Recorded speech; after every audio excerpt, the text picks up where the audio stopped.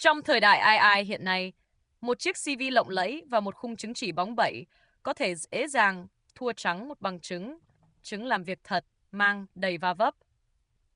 Điều bị phá giá khốc liệt nhất trên thị trường hiện tại không chỉ là kỹ năng của con người. Thứ đang rơi rụng đi quyền lực nhanh nhất, thực chất, chính là cái vẻ ngoài chuyên nghiệp của một hồ sơ xin việc. Sự thật cực kỳ đau đớn mà người gia nhập thị trường lao động phải thức tỉnh là trí tuệ nhân tạo đang phân rã hoàn toàn tính khan hiếm của sự chỉn chu bề mặt. Nếu ngày trước, tài liệu CV sạch sẽ không tì vết, lá thư xin việc mượt mà không lỗi chính tả, hay portfolio sang trọng là tín hiệu của người có năng lực, thì giờ đây chi phí để máy móc sản xuất ra vẻ mặt hoàn hảo, đó đã tiệm cận mức không. Bất kỳ ai, dù năng lực thực tế yếu kém đến đâu, cũng có thể sinh ra những bộ hồ sơ trông có vẻ xuất sắc. Sự bao phủ của các tài liệu trơn tru này đã trực tiếp làm phá sản giá trị của những lời tự vỗ ngực, dán nhãn xưng tên. Và đây chính là lúc những cánh cửa từ phía người tuyển dụng hay khách hàng bắt đầu dập khuôn đóng lại với sự tin tưởng mù quáng. Khi tất cả các ứng viên bước vào phòng đều có thể khoác lên mình một bộ giáp từ khóa hoàn mỹ và những câu văn giới thiệu bản thân điêu luyện, thì sự lấp lánh ở bề mặt không còn chứng minh được bất cứ điều gì nữa. Vấn đề không còn nằm ở việc bạn có thể dùng từ ngữ đao to búa lớn nào để miêu tả về bản thân. Kẻ mua dịch vụ bắt đầu khôn ngoan và khó tính hơn rất nhiều. Khi ai trên mạng cũng có thể trông cực kỳ giỏi giang. Thứ khó làm giả nhất là dấu ấn rành mạch, cho thấy một người đã thực sự lăn lộn làm việc.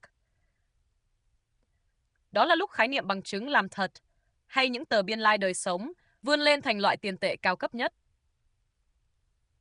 Một dự án thực sự giao tới tay khách hàng, bản ghi chép quá trình đầy vấp váp thực tế, hay sự chênh lệch trước sau khi giải quyết bài toán với số liệu đong đếm được. Đó chính là lớp khiên bảo vệ khó xếp nhất. Bài thuyết trình màu mè 10 điểm lý thuyết không bao giờ sánh nổi với bằng chứng bạn tự xử lý khách hàng phàn nàn lúc nửa đêm, hay cách tự gỡ rối ngân sách nghẹn lúc hoảng loạn. Máy móc có thể sinh ra chữ nghĩa, nhưng công nghệ tối tân tuyệt đối không thể bịa ra dấu vết của mồ hôi, những cuộc cãi vã và nhịp độ kéo cày sinh tồn khi bạn tự tay va đập trực diện với đời thực.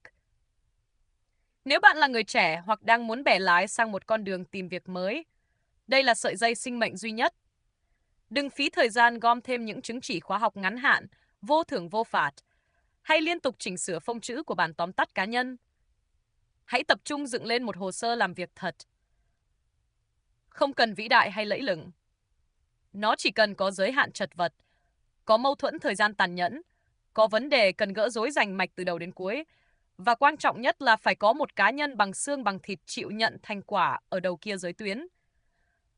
AI không chỉ làm sản phẩm cuối rẻ đi, mà nó còn tước luôn quyền lực của một vẻ ngoài tỏ ra chuyên nghiệp. CV truyền thống chắc chắn vẫn cần để thoát qua kẽ hở hành chính. Nhưng trong tương lai vô định sắp tới, thứ khiến người khác quyết định rút ví ra, giao phó việc cho bạn, sẽ ngày càng ít nằm trên dòng chữ mặt giấy. Họ không quan tâm bạn thuộc lý thuyết, thuộc lòng nào. Xã hội sẽ chỉ lục lọi để xem bạn đã từng đứng mũi chịu sào và gánh vác điều gì dưới sức nặng thật của hoàn cảnh.